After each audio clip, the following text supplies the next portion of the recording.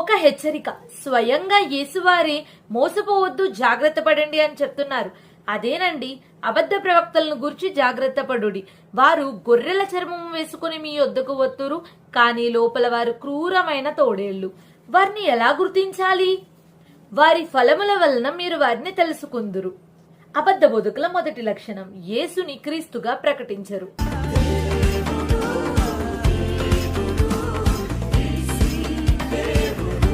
రెండవ లక్షణం, యేసు శరీరధారి అయి క్రీస్తుగా వచ్చారని ఒప్పుకోవాలని బైబిల్ బోధిస్తుంటే యెహోవాయే యేసుగా మారి ఈ లోకానికి వచ్చారని చెబుతారు.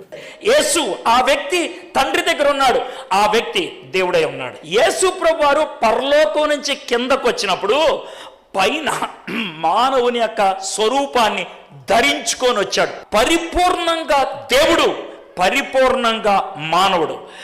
మరిన్ని లక్షణాలు పార్ట్ 2లో తెలుసుకోండి.